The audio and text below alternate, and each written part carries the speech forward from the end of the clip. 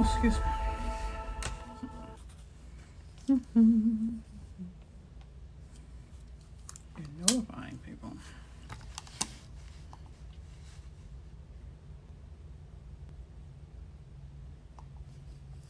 Hello. Hello. Happy Labor Day. How are you? How are you? How are you? Hello. How are you? I'm Latasha, your real estate coach here in Tallahassee, Florida. How are you today? Well, just checking in, saying hey on the last day of this long weekend. Well, not a long weekend for me. I'm working right now. But just checking in, seeing what's going on. Machiavelli, or is it Machiavelli? Yeah, with the Kelly at the end. Okay. So, how are you? Hi. Hi. What's going on? So on today, I've been looking for real estate, emailing my clients of different homes that's hit the market. I've been working on my brand, doing a little studying. Marv, you're doing good? Good. I've had a couple of meetings today with a couple of family members here from TikTok, which is always amazing. And so those conversations are going to prompt the first thing I talk about, as always. Art mirrors real life. So, first question everyone always asks me is, where do I start? We always start at the beginning. You're in California? California love. That's actually one of my favorite songs, by the way. What's up? I was in Cali in June. Just got back from Central Florida. But the number one question that everybody asks is always, where do I start? Where do I start? The answer is real simple. The beginning. Where's the beginning? The beginning is your credit. That's the beginning. That's where you start, at your credit. When you're beginning this home buying process, the first thing that you need to look at is your credit. That's starting at the beginning. Let's look this ugly, scary monster in the face and let them know that we're not afraid and it's no longer going to hold us back from our promise of home ownership. So, the first place you start is your credit. Take a look at it. Go through it. Review it. Mark it up. Get you a highlighter. One color for negative items. One color for positive items. Another color for dates. Any old addresses, go ahead and put a star by them because we need to focus on getting rid of those. Any alternate versions of our names, put a star by it. We need to get rid of those. Your credit report should reflect you in the best possible light, the same way your resume should. I say that all the time. It's the picture of you. It's the picture creditors get to see. They don't get to sit down and say, hi, Marv. They don't. They look at your credit bureau profile and that's saying, hi, Marv. Charles, I promise you, I love you more. I promise you, I love you more. Can you guys do me a favor? Can you tap on the screen for likes? I notify more people that I am on live. That would be amazing. And I thank you in advance. So your credit bureau report is your first place you should start, right? We'll need to know your address when you graduated high school. It doesn't need the address of the first apartment you lived in. It needs to have your current information, right? So those are the items that we're going to look for. We're going to look for removing those first. Then we're going to go through and we're going to look for any duplicates. Like, do we have any double jeopardy out there? Is there anything that's reporting twice on the same credit bureau report? Is it reporting twice?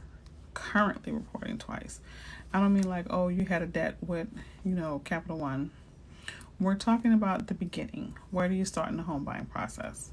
I've had a couple of meetings today, and that's usually the first thing people tend to ask me, where to start. So we're talking about where you need to start and what you need to look for in your credit bureau report. So I'm still going live this evening. with our normal topic at 8:30. Is a credit score of 708? Yes, a credit score of 708 is amazing, the reals, to purchase a home. But the question I now have is, you've succeeded in a credit score, which means you'll get a very good interest rate. But what's your debt to income ratio? How's that looking? How's that utilization of your credit? Which is why we start with our credit bureau report. We're not only looking for scores, we're not only looking for negative items, but we're also looking at our utilization. 608 is pretty good. Let's see if we could pop it up to about 620, 640. Quick way to do that, Charles, is that you can hit the link in my bio and add your rental payments if you're paying your rent on time. That's a quick way to boost your score. Just give it a chance to update 2 weeks to 30 days, and you'll be where you need to be. But we're also looking at our debt to income ratio, right? We're going to look at the utilization. The utilization is very important. It's important because that tells the creditors how much debt we have in regards to how much available credit. So that shows our responsibility level there, and the chance of risk when lending to us. Okay? So utilization needs to be low. Question is, how poorly do student loans reflect? My credit score is over 800, no debt other than student loan debts. It doesn't. We've all went to school. So it isn't a negative item. The thing is making sure that when you're calculating it, how is it affecting your debt to income ratio? And remember, as of last month, lenders, rather than calculating 1% of your loan, they're going to calculate 0.5%, so half. So now that the rules have changed, it should fare to your better as far as your debt to income ratio. Okay? So that's what you need to look at. Like I've said before in the past, Brown Eyes, you can have a perfect credit score of 850. You can have a perfect score of 850. But if your credit is maxed out, if you have your utilization is high, that reports to the mortgage companies that you don't have any available monies left to go towards a mortgage. So your debt to income ratio is critical. I hear something dinging. Must be my watch. So I hope that answers that question. But your utilization is very important. You have a question about Naca? Hi, Tanya. What's your question about Naca? So looking at your credit is the first place you want to start. It really is. Because that's your telltale. That's your representation of who you are. So you want to make sure that that's shiny and nice and pretty and great and convincing that you are worthy to purchase a home. So that's going to be your starting point, your credit. Your next starting point is going to be your finances, meaning, do you have money set aside for your down payment? Do you have money on the side to cover your closing costs? Things like fees, such as, inspections, appraisals, things of that nature.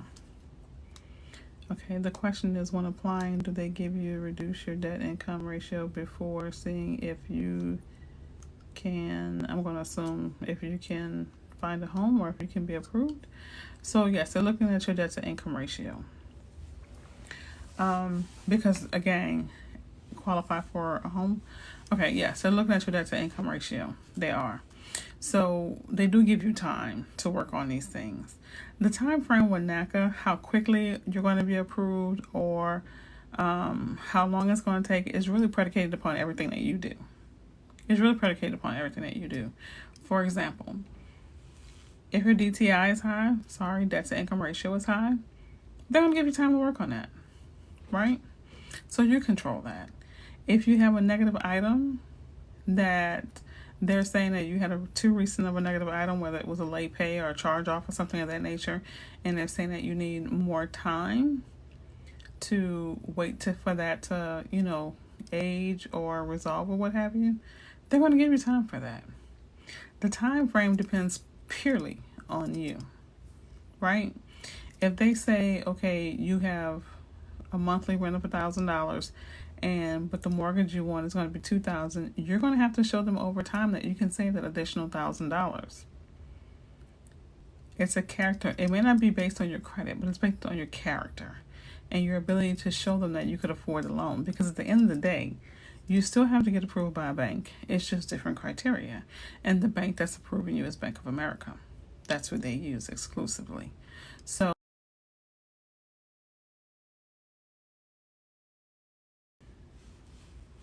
sorry, it never ceases to amaze me that my husband gets the alerts when I go live, but he still manages to call me during lives. Go figure. But anywho, but yes. No, it's not based upon how much saving you have, how much you're able to save to show that you could afford the mortgage. Okay, let's break this down. If your current rent is $1,000 a month, okay, and the mortgage that you want for the home that or how much you're wanting to spend for purchase a home, it will make your mortgage $2,000. So they already know, based upon your rent, that you could afford $1,000 a month, but they're going to need proof that you can save $2,000 a month. So they may say, we need you to save that additional $1,000 over the next 90 days. So let's say for September, you have to save $1,000. For the next month, October, you have to save $1,000. November, $1,000. That way that they know that you can afford the $1,000 rent that you already have, so that's $1,000, plus the additional $1,000, $2,000. So they know that you can afford a $2,000 mortgage each month because you're able to pay your rent as $1,000, save an additional $1,000, and still manage all your other finances. So that's what I mean by the time frame is based upon you. If you can't show that you can't afford these or save this additional monies, then that tells them, translated, that you cannot afford a $2,000 house note, right? But the house note, whether it's an additional $1,000 or if you're paying $1,000 now and your house note is going to be $1,200, they're going to want to see you be able to save that additional $200 that will effectively in the future go towards your mortgage payment to make sure you can afford it.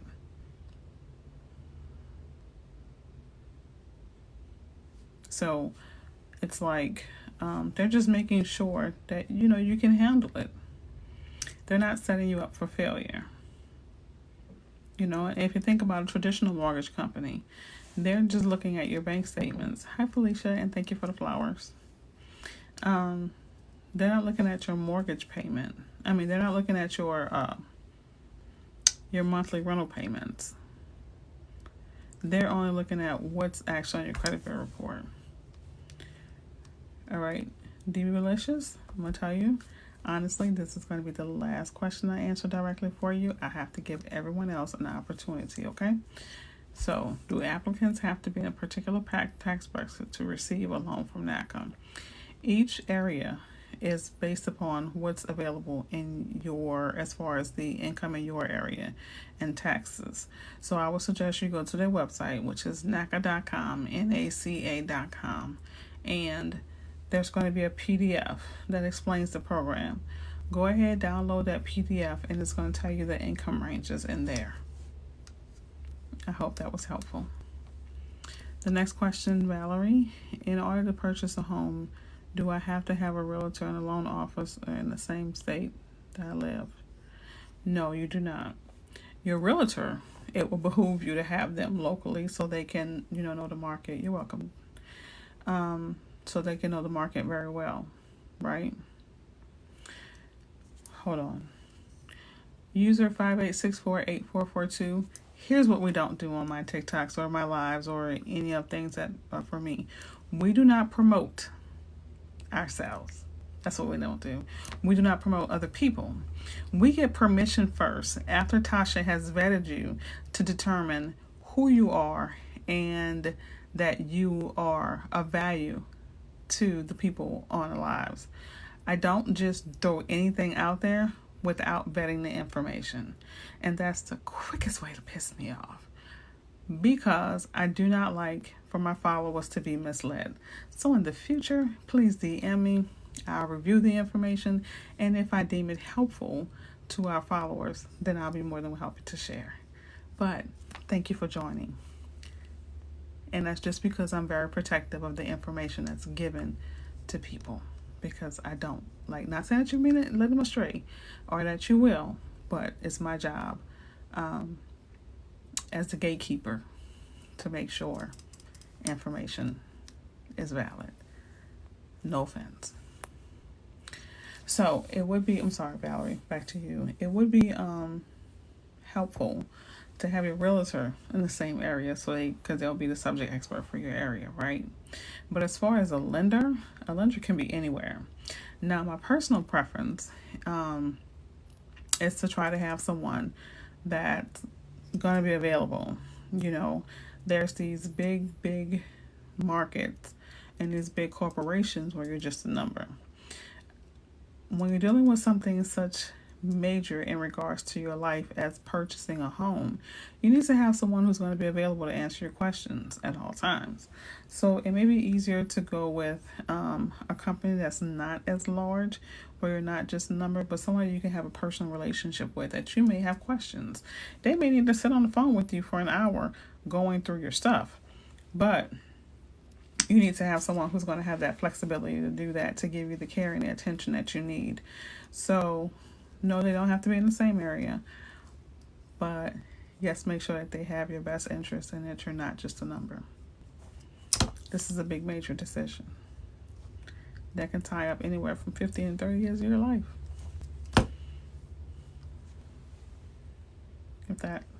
Hope that was helpful. Anytime, my pleasure. Y'all, I have been nursing a headache all day. And I'm pretty sure it's my sinuses, because it's just like right here and right here. I think these plugins I got in the house ain't really working for me. Not that y'all ask a oversharing moment. But that's that. Also, back to what you need to make sure that you understand or have available as a first-time home buyer. If you're wondering what your fees are going to be, go ahead and use Google. Oh, thank you, baby. Appreciate you, Valerie. Go ahead and use Google, right? They'll have the standard prices for an appraisal, and if you're getting an appraisal done, you can ask the lender, how much is this going to possibly cost me? $500, $400, $600? You definitely want to discuss with them your closing cost options, right? And I would suggest that these are conversations you have up front before they run your credit, okay? Because you might decide that you don't want to work with these people. So ask these questions up front, right? Reach out to a loan officer before you find an application and they pull a credit bureau report and they ding your credit. You worked hard for those points. Don't lose them, and then you're not going to even work with that person. Get what I'm saying? So make a list of questions. Ask them about their fees. Ask them what's their processing time. Find out what their expectations are as far as replying to you when you send them an inquiry. You need to know these things, because you don't want to send Joe Blow a message on Monday and you feel like it's a email on Monday and it's a burning question that you have, and they don't call you back to Friday at 4:55 before they walk out the door. That's unacceptable behavior. I'm paying you. So since I'm paying you, I want that level of service. Okay? So these are kind of questions, and setting the expectations up front and letting them know what they can expect from you and what you can expect from them. That way you have clear lines of communication, whether it's a mortgage lender or a realtor. Really just period, point blank with anyone. If you let them know up front, hey, if you ask me for additional documentation, I'm going to try to get that documentation to you within 48 to 72 hours. That's 2 to 3 days, right? Especially if it's something you have to go research and find. But in that same token, they need to be able to tell you, hey, Val, you go ahead and send me an email. I'm really busy, so I'll probably get back with you within 24 to 48 hours. And if that's acceptable to you, then you can roll with it. But if not, no, I'm gonna need better response time from you, right?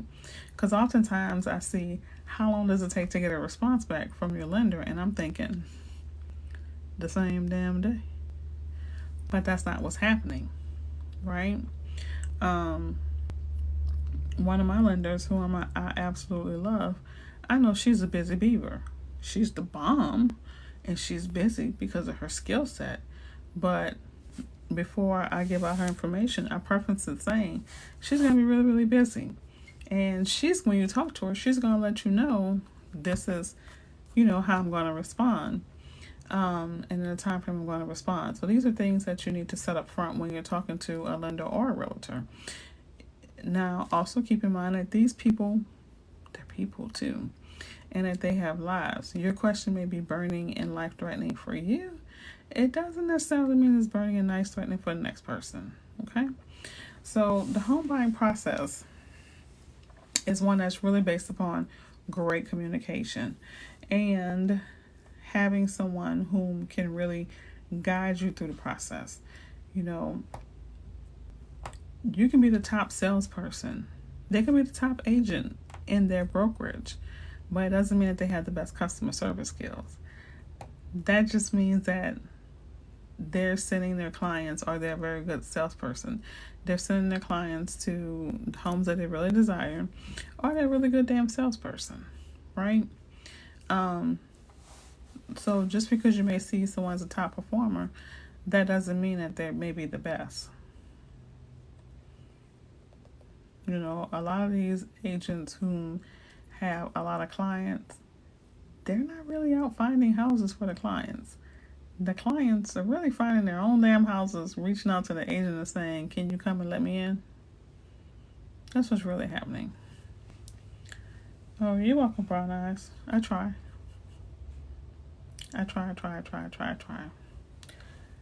So I was just popping in for a bit. Just wanted to let you guys know the things that you do need to be on the lookout for when you're looking for where you want to start as a first-time home buyer. Your credit. That's where you start. Take an honest look at it. Any tips for the state exam? The truth or the politically correct answer? I'll give you both. The truth is, be kind to yourself. Review the information as much as you can. You can make flashcards for yourself. You can use the online flashcards. You can get your family members involved in asking you questions. You can listen to the lectures in your car. That's what I used to do. I used to listen to lectures literally falling asleep. But the best thing that you can do is give yourself grace. And here's why I say that. When we want something so bad, we hyper focus on it.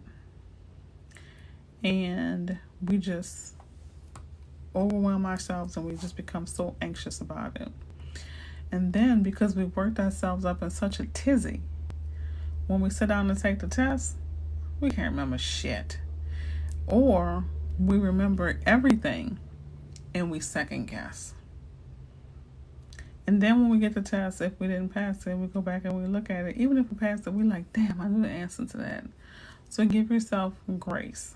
That's it. Don't feel like you need to pass it the first time. I recommend that when you go in to take that test for the first time, focus more on the environment and understanding the rhythm of the test. It's your first time. You're going to be nervous. You're going to, just have yourself all worked up. You really will. When you really need to know that you know that you know, and if you don't know it, then you don't know it. But the great part about it is that you get the opportunity to take the test again, right? So, yeah. Time to tell you, the day I went to take my test, I forgot to eat that morning. I had a gangster headache. I mean, like a gangster headache. My stomach was doing cartwheels because I wanted it so bad. I wanted it so freaking bad that I just psyched myself. I mean, I did myself. I worked myself over. And the first time I took it, guess what? I didn't pass. I didn't pass the first time. The first time I missed it by 4 fucking points. 4 effing points. Then, when they gave me the little paper, it was the 4 things I went back and changed the damn answer. The 4 things I went and changed the damn answer. So I sat in that parking lot. I was like, ain't this bitch? And I fussed at myself. Because I had played psychological games with myself. And I was like, I'm going to schedule this shit for the next day. And I passed it. Because at that point, the next day, I was still pissed off. And I was like, well, I'll be damned. And I passed it. And I mean, like, I passed it. Like, when I came out, the lady was like, you did damn good. So, son. What?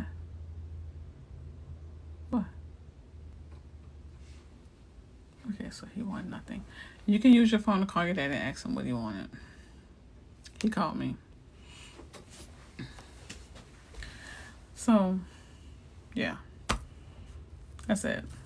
Go, chill. Don't overthink it. You know it. You know that you know it. If you don't pass it the first time, then he just stick his head in the whole thing. Yeah. If you don't pass it the first time, don't lose your shit over it. You can take it again. What's the worst that could happen? You can not pass it the second time and then take it again? Do you have somewhere to go? Do I have somewhere to go? Are you trying to get rid of me?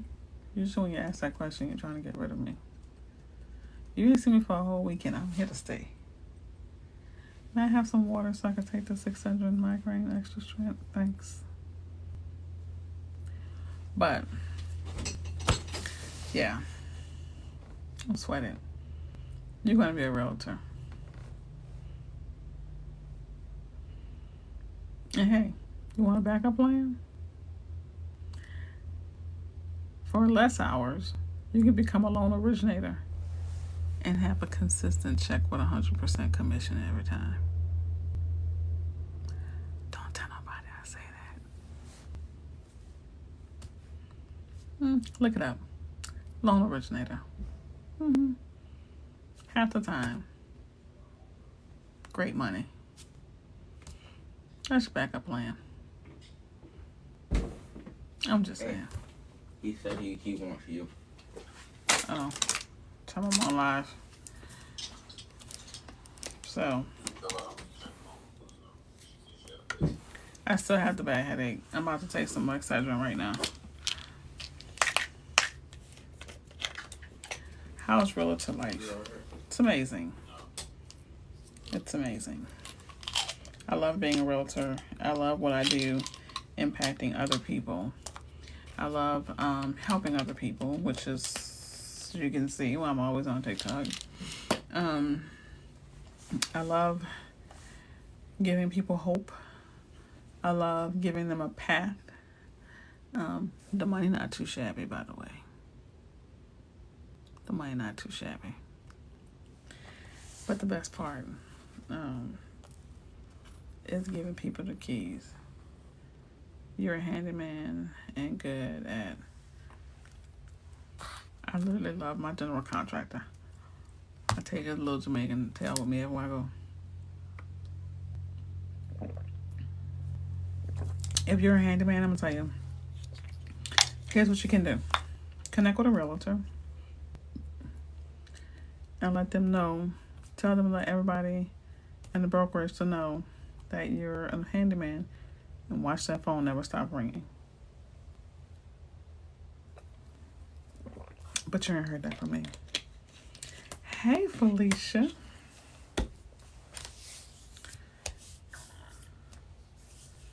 Yeah, I really love real estate. I really love being a real estate agent. You love my videos? You're going to look into real estate? Child, come on down. The price is right. Anytime. But I'm going to tell you, that was the worst mistake I did, because guess what? Somebody needed a handyman in my brokerage, and I posted my handyman's information. Now I got to schedule time with him. You need to get the books. You need to get books your way. Books. The books I read? Or the book I wrote? Which books? But let me say this, guys. Being a real estate agent is amazing. Don't get it twisted. I love it. Oh, I need to get my book. Oh, well, send me your book then. Oh, you're welcome, Aisha. You know my sister's name is Aisha? I'm sure you're just as beautiful as she is. But, yeah, real estate is it's wonderful. But do know that being in real estate doesn't mean that you have to sell homes. Like I was talking about, you could be a loan originator. Who really thought about that part? And I brought that up because I registered for the course today. And I registered for the course of I used to be a loan originator before I became a real estate agent way back in the day. Way back. That's all you need to know. You don't need to know how many years. But I figure in order to be a better agent for my clients, I need to know more of the ins and outs of being of the mortgage side, right? I know what mortgage agents and mortgage loan originators look for, but I want to know. And that way, if I don't know, guess who else knows? You know. So it's part of my own personal continuing education. But you can be a loan originator and make a lot of money. You can be a notary signing agent, which you guys know I'm a notary as well. So, and I also do remote online notary. So I don't have to physically go everywhere all the time. Usually I go to the convalescent homes and do their notaries for them. Ooh, I would stick out of place. Y'all could have told me. But there are so many other things that you can do. Now, if you're going to be a notary signing agent, make sure that you get with these notary groups. There's a plethora of information, free information, that you can get based upon your fellow notaries' experiences, right? So you're always educating yourself. So being in a realtor, you don't always have to sell real estate. You can be a transaction coordinator, right? And you don't even, guess what?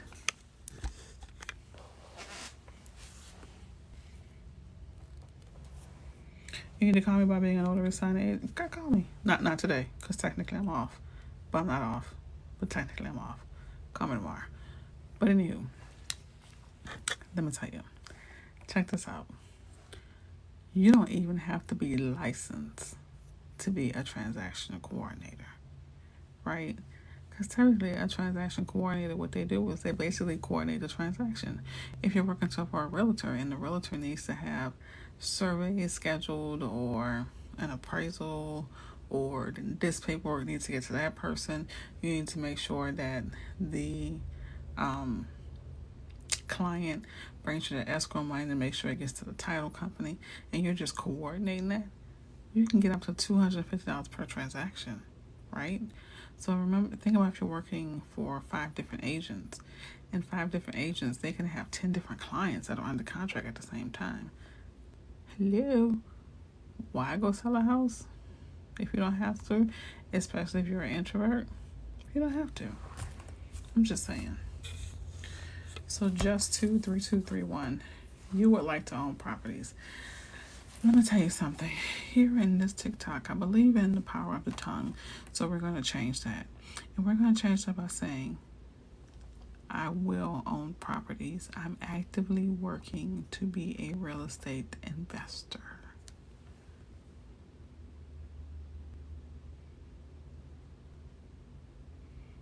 So just. No. Now see, how you going to ask more questions? Not told you was done with your questions for today. Okay, but I'm going to answer your questions. No, you don't have to. You can freelance. And you can freelance on sites like Fiverr. Or you can sign up with a lending company or something of that nature, and you can do it freelance. You don't have to work for an actual bank. And in some states, you don't have to be licensed to do it. Google is your friend, my friend. But, okay. Thank you for he has called me. Oh, for he has called me. Oh. That handle hit me right here. But stop. Oh, I thought you meant no more Naca.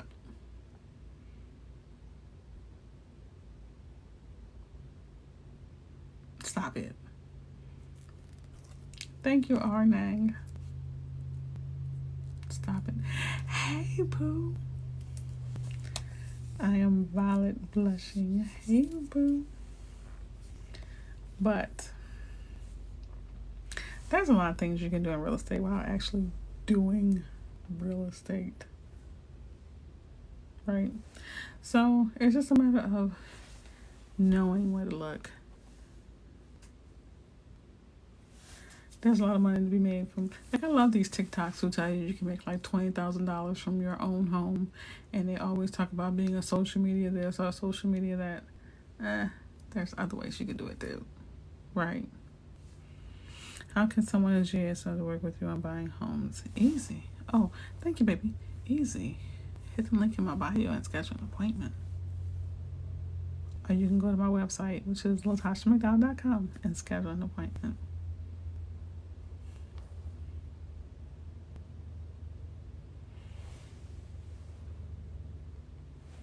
One more face.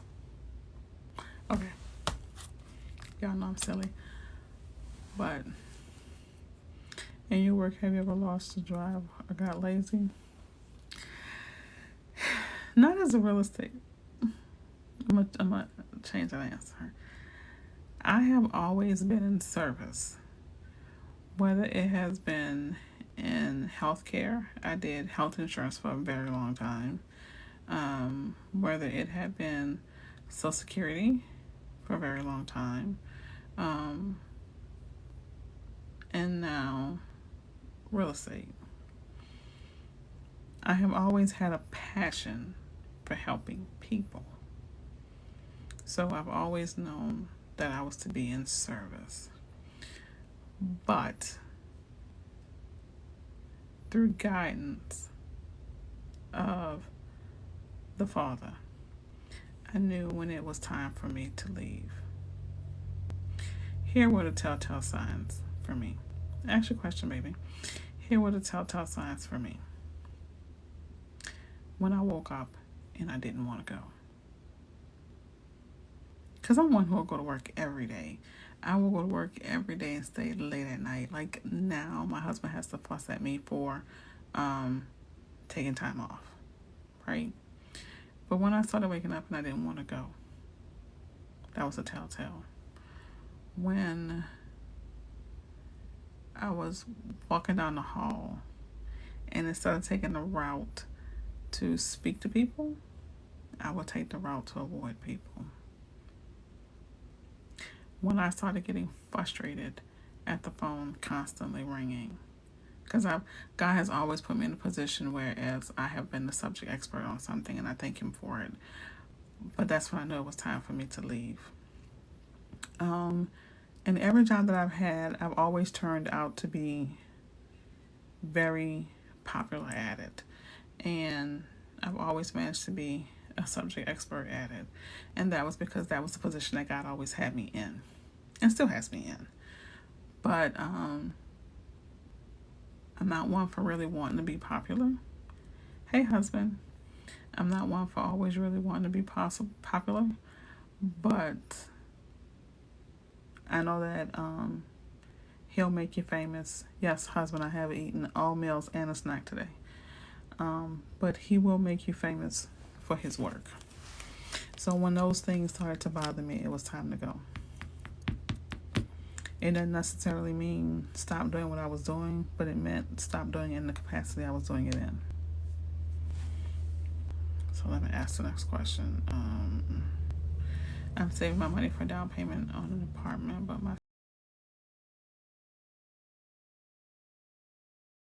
if your spirit is telling you it's going to be a home, then it's going to be a home. Period, point blank. Right?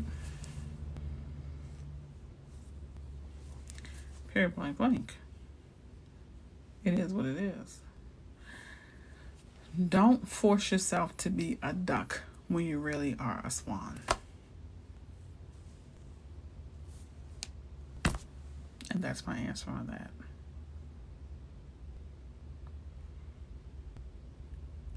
Arnang, I haven't seen your question. You say you have a really good question, but I don't see it yet.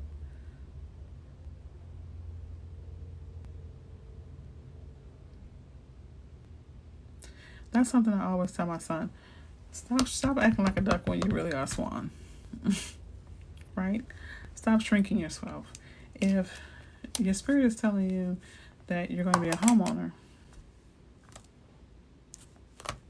the last thing you want to do is argue with God, boo.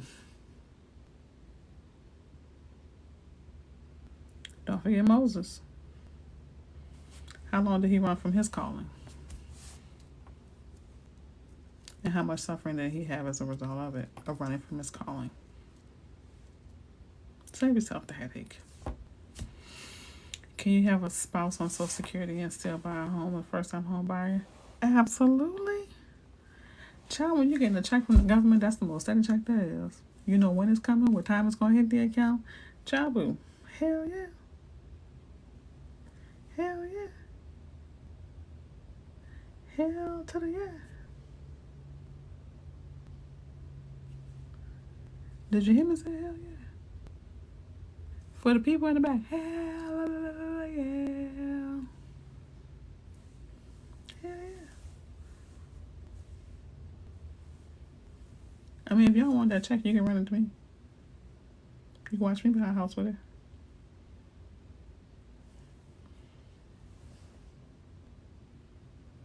You can run me that money. You need my bank account number? You get that route number. How do you buy a home with a limited amount of money? Okay, I'm going to go to your question a second, and then I'm going to come. For he has called me, I'm going to hold you for a second. I'm going to answer Bella. Bella, minimum credit score?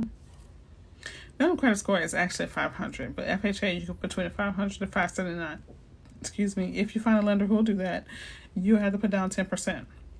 But you won't be eligible for down payment assistance. Minimum score for FHA USDA is 580. So 580 and above, you can qualify for down payment assistance.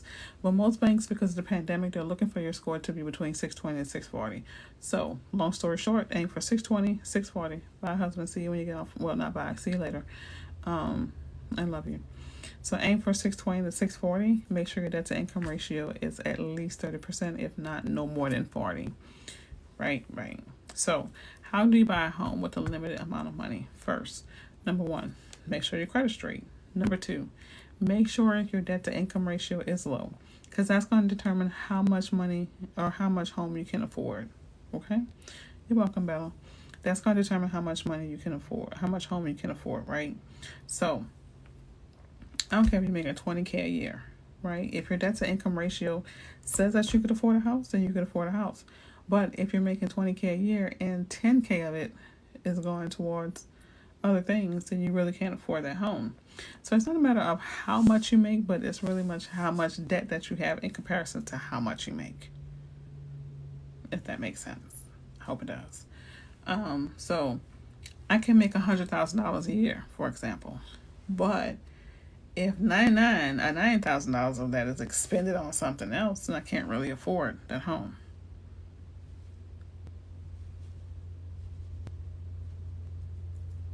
Alright guys, so I am going to go and take a nap. D-Delicious. Schedule an appointment. Link in the bio. You're doing too much. Doing too much. You're doing too much. This is not Latasha / the Delicious Hour. You're doing too much. You're doing way too much. You up here, I need you to bring it about here. You up here, right? Yeah.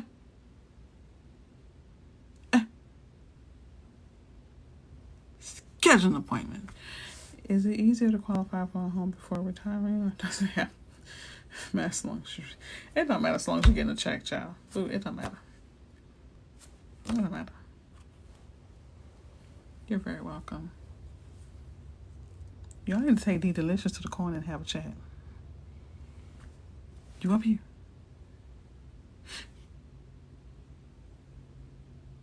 Okay.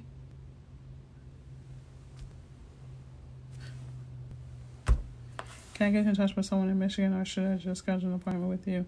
If you're just needing to get in touch with someone in Michigan, you can contact my office and tomorrow, and my assistant will take the information from you. City, state is what I would need that you're located in, and then I will search for it, and I'll have my assistant get back with you with the city realtor in your area. You keep getting outbidding. And any suggestions? I don't know what TAS is. You keep getting outbidded. Here's the suggestion. You've been listening the whole time. Hey, babe. Okay, sorry. Here's your suggestion. Here's my suggestion. Number 1. And this is the biggest thing for anyone out there, because I hear this all the time. Listen to me and listen to me closely, because this is a biggie. Yes, I drew you in closer. I drew you here. Understand that if you keep getting outbidded, sweetheart, that wasn't the home for you. That's not what God has for you. That's not what the universe is conspiring for you to have.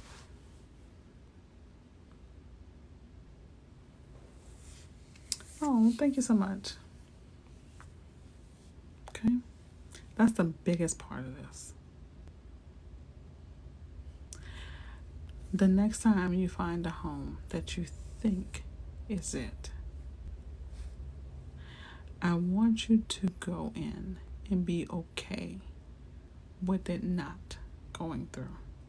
Not saying that it won't, but I want you to be okay with it. And I want you to not get frustrated, because this market is a son of a bitch, right? Sorry for the bad language. I don't think you should stop bidding, because if you stop, then you might miss your dream. You might miss what's crafted for you, right? I need you to be realistic, and I need you to understand that it may not be for you. That's advice number 1. Advice number 2. Have your realtor check into the Ribbon Homes, that's Ribbon, RIBBON, Homes, or if it's not available in your area, a program similar to it. What it does is, it will, and there's a fee, put it out front. But what it does is, it takes the place of your FHA, USDA, or conventional loan, turn it into cash. They bid on the home for you, and then you buy it from them using your loan type. And you can still have your first-time home buyers programs, benefits, and everything.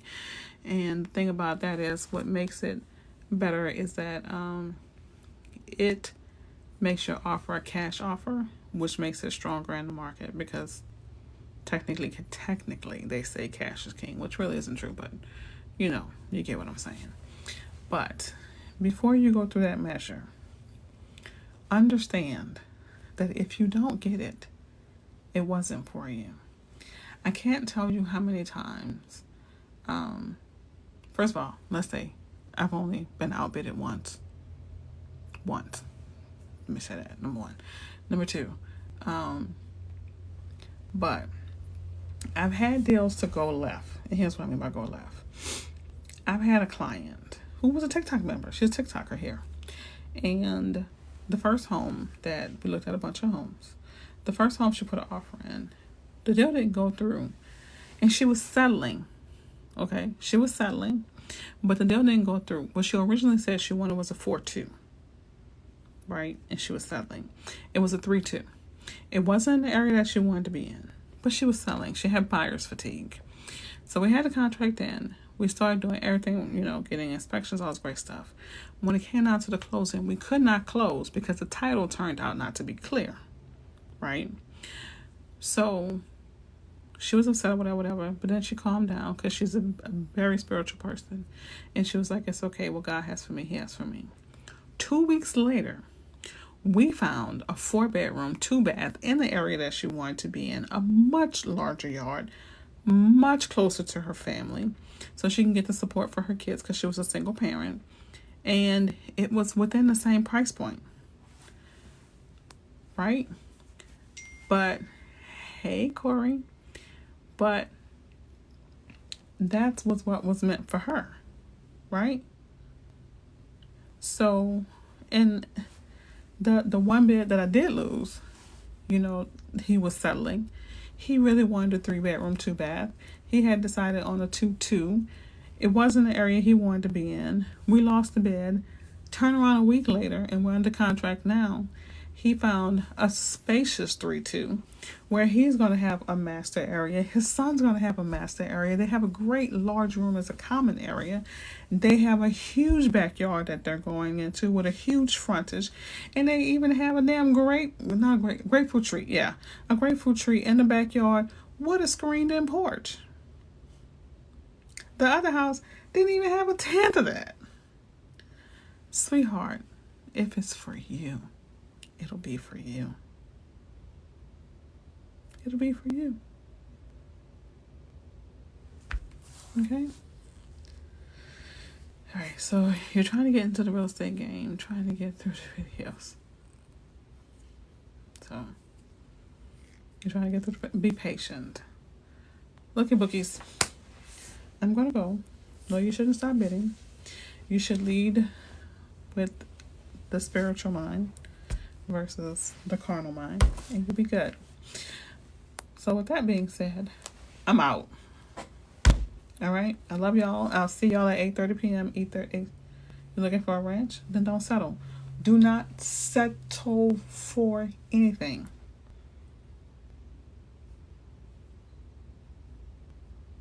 You feel overwhelmed? Sean, this is what I want you to do. Because, okay, y'all can either hold on. Better yet, hold on. Talk amongst yourselves. I'll be right back.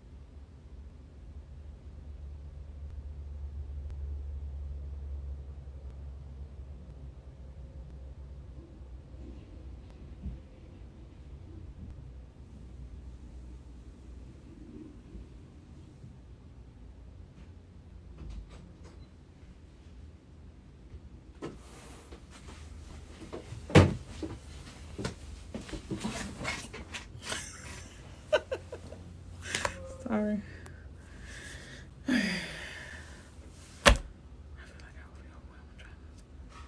Okay, first of all, I'm back. Thanks. Sean, your question. You feel like you're overwhelmed. Okay.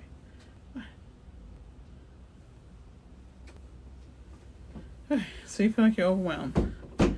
Okay. So, this is what I want to say. Have an honest moment with yourself and God. And understand that if something was planted in your heart, it was planted there for a reason. So make sure that you understand the math of it, right? So you're making a sound decision. We weren't given the gift of anxiety. We were given the gift of peace. So come to terms with it. Make a list of pros and cons, right? And decide on if it's really best for you. And also decide on if the people that you have helping you are the best for you. I feel like as a real estate agent, I'm more of a counselor than an agent. Because I have honest conversations with my clients. If shit don't make sense, it just don't make sense. And I'll tell you it don't make sense. But you need to have someone whom is going to be that honest with you as well, right? I have a seller who's also a buyer. She, every day, we have our Oprah Dr. Phil moments. Well, whereas I have to let her know that if she feels like this is something that she doesn't want to do, it's okay. And if it's something that she does want to do, it's okay. Right? So you have to be good with it in your spirit. And you have to surround yourself with people who are going to be honest and uplifting. And who's going to be honest to the point where they're going to say it's not a good idea, it's a good idea. But make a list and do the math.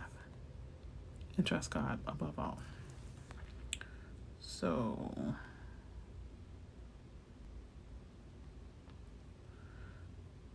said that spot on, Tasha. Thank you. We were in a house hunting process. Also had been seeing a house in max budget, thinking it was too much. God spoke to my heart on Friday when I woke up and said to go see it. That was a house, peaceful environment. Said it was 6 months waiting for us to be close to September. See, Lakeisha, what? That's what I'm talking about. Guys, I don't care if you're working at McDonald's and you don't have 20 cents to get cheese on a Whopper. I don't care. If it's something that you want and it has been laid on your heart, it will come to fruition. Now, don't think it's just going to happen without active work on your part. Okay? If your credit score is a -2, then you got to work on that shit. You got to work on it.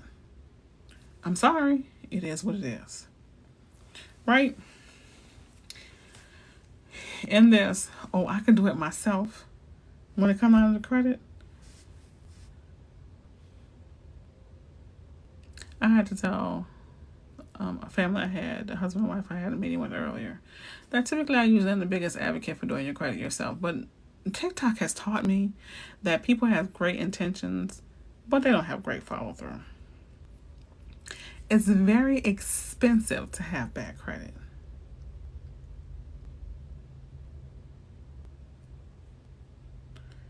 It's very expensive to have bad credit. Let's say this again for the people in the back. It's very expensive to have bad credit. Okay? Sure, I'm not ignoring you. I'm going to go back to what you said. So, $10,000 less than asking. Girl, look. It's very expensive. Okay? You want to run a car, you got to pay with your debit card. They're going to hold half your money that you wanted to go parlay with. Expensive. You want to get a hotel room, you can't put in a credit card, you got to pay it all up front, and you got to pay a deposit. Expensive. You want to buy a car, you can't go to a regular dealership because your credit's jacked up, so you got to go here to buy here, pay here. Expensive.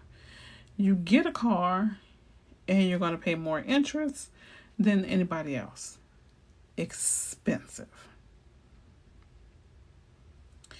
You want to get an apartment, but because your credit score is low, you got to pay the first month, the last month, and a deposit. Expensive. You want to go on a trip with your friend. They charge their trip, but you got to set up payment arrangements and pay interest to the travel agent. Expensive.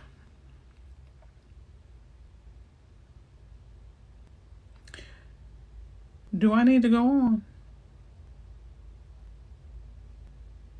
It's expensive to have bad credit. But then you want to have the audacity to say, oh, I'm not going to pay somebody to fix my credit because I don't see nothing happening. Boo. This ain't an overnight process. Yes, you can have bankruptcy removed. But it's not an overnight process. It may have taken you to jack up your credit. Let's say like this. Them same 120 days it took you to mess your credit up, it's going to take them same 120 days, if not more, to fix it. The first time you was 30 days late, that was 30. Then 60 days, then 90 days, then 120. So if it took you 4 months to jack it up, how long do you think it's going to take to get it off? And why do you think it's going to be cheap?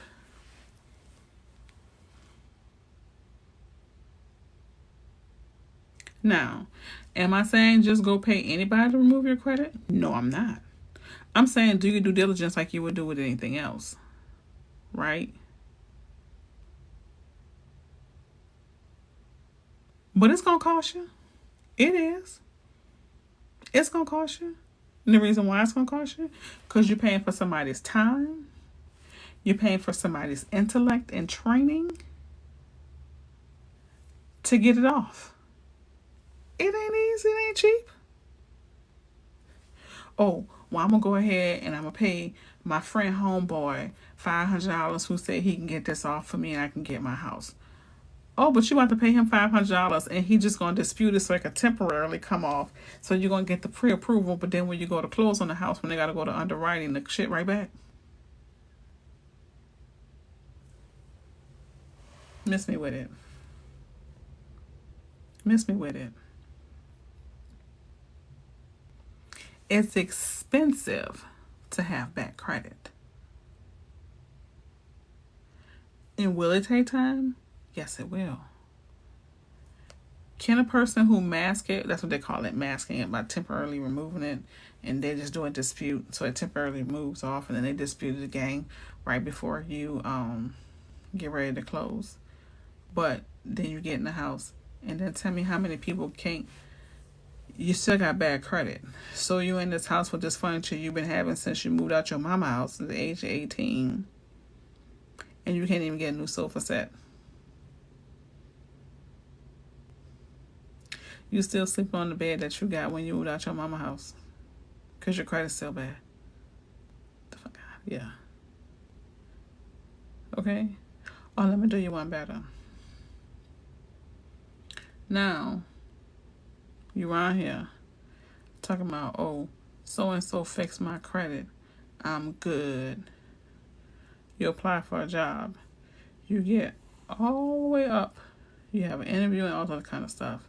And you about to just make you some bank because you just graduated from college. You got this master's. You about to be so-and-so. And they pull your credit. And you ain't got no job now. Because you done jacked up your credit while you was in college. Cash ain't king, credit is. Cash only matters to the little man.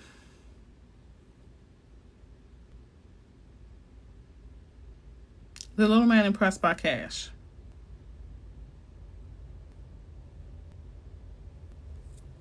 You have to go? Okay. Send me a message. I'm look forward to working together. I need to go too. Keep saying it, but I ain't going nowhere. But let's make some serious decisions here. You around here spending $100, $250 on a fake Louis Vuitton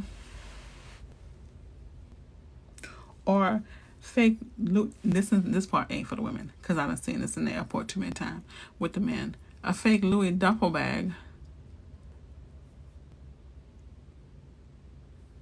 And if you live in the A, you know what I'm talking about. With the same money that you trying to look good with on a fake, that if you got your credit together, you can have for real. Get out of here. Thanks for notice because I was told 1,500 and they gave me straight. Cassandra, you want to spend $1,500? You can put it right here. Right here.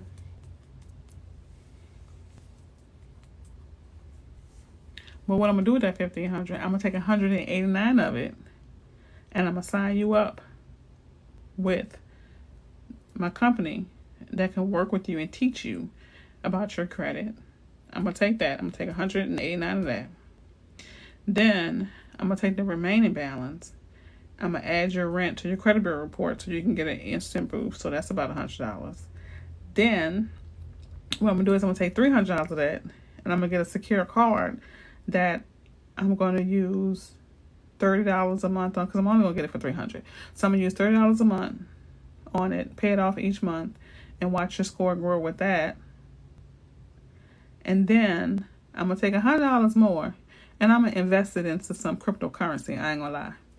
I'm gonna invest in a cryptocurrency, maybe another 100, and invest it into some stocks. And then I'm gonna give you the balance. So not only will you be actively working getting your credit straight, not only will you be learning how to repair your credit, but I'm gonna also use your money to make you some money. You wanna give me 1,500? You can put it right here. I'm gonna show you how to make that 1,500 work. 1,500, they got you straight. Give me 1,500. I'm gonna fix your credit and get your residual income. So I'm talking about. Ciao. I'm at the end stage of fixing mine now. It feels so good to see the light at the end of the tunnel. Don't it, baby? Don't it? I know that shit feel amazing. The link is in my bio for credit repair. That's where you start. My homegirl teach a gangster cryptocurrency course. That link is in my bio too. Do you know more about cryptocurrency? I call him the crypto kid.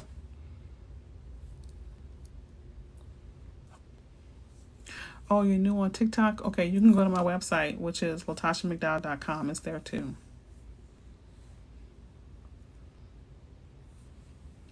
Let me tell you what I did. So I paid off 3 credit cards. No, 4 credit cards yesterday. Okay. And okay, reach out to me tomorrow, baby. Can't wait to talk to you. So I paid off 4 credit cards yesterday. And this credit card had balances because what was the link? Oh, it's in my bio. Or you can go to my website, it's there too. Latasha-mcdowell.com. Delicious.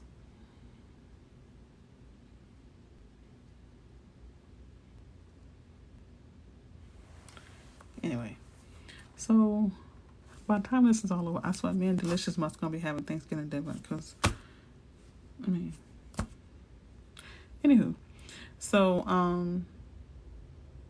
yeah, the link is in my bio, or you can go to my webpage.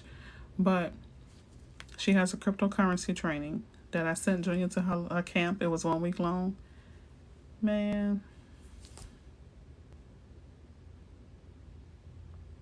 y'all also better start investing in y'all children. Don't just put all your money in the bank. Make that money work for you. Okay? Let that money work. Money is a tool. How much interest you're getting in the bank? A penny, 2, 3, 4 pennies, maybe $5 a month.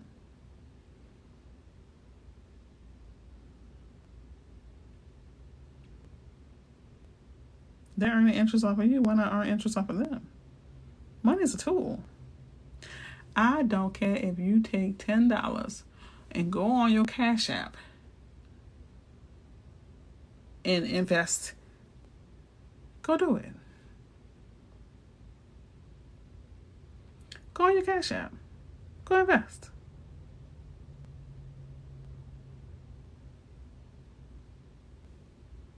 Just see how it works. Do a little experiment. Do a little experiment. And I'm going to tell you what to experiment on. You can experiment in cryptocurrency, or what was the name of the company? Jay-Z just invested in a vegan company, and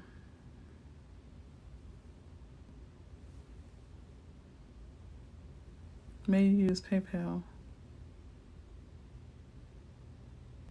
You talking to me? Can you use PayPal?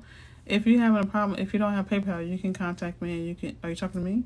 Because if you don't have PayPal, you can contact me, and we can do Square as well.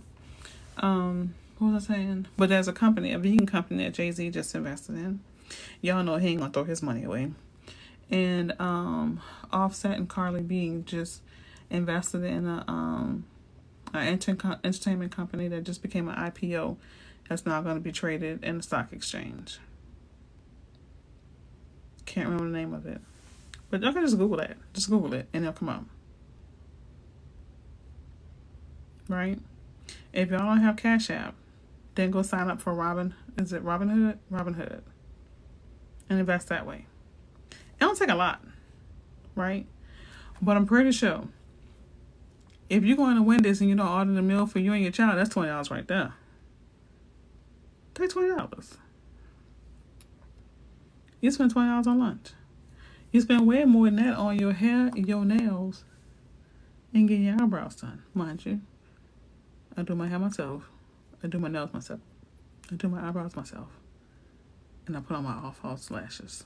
Courtesy of YouTube. But do it. Tell me what happens. Report back. Report back. Tell me how successful you were. Report back.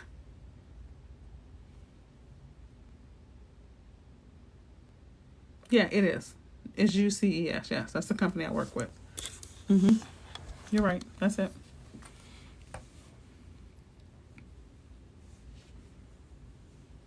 That's right. But I used to do it myself, but there's 150,000 y'all. I was starting to have anxiety attacks, so I had to partner with someone. That's the truth. Yeah. It became a bit overwhelming. And I don't know how to tell people no. Ergo, why I keep saying bye on this live and I never actually go. I'm working on that with my therapist. I'm going to get better in the future. Yeah. Anywho, but try that. Tell me how it works out for you. I'm going to tell you my favorite stock. Good old Dollar General. I love me some Dollar General. Dollar General and Family Dollar always go to the places that Walmart and everything else don't go. So they always got business. When last time you seen a Dollar General going out of business? When last time you seen a Family Dollar going out of business?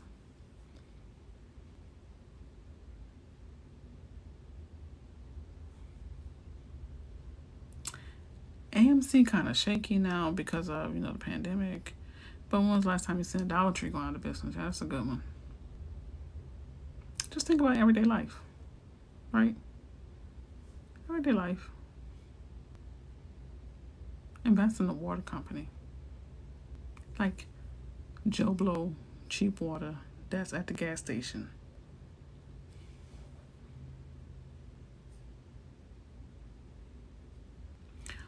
When was the last time you seen the gas station going out of business?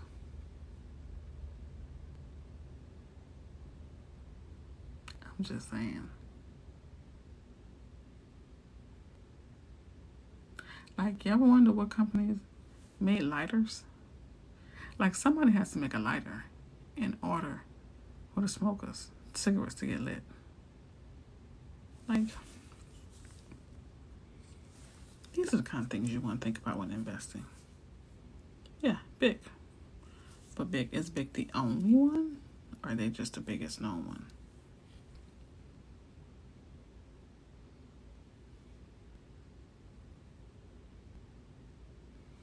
I'm just saying. And don't forget to think about these foreign companies, because a lot of these companies are the ones who supply our U.S. companies.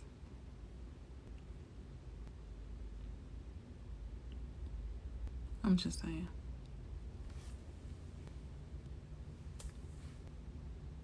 Just a thought. Food for thought. Okay, this time I'm really out. Really out. Also, think about investing.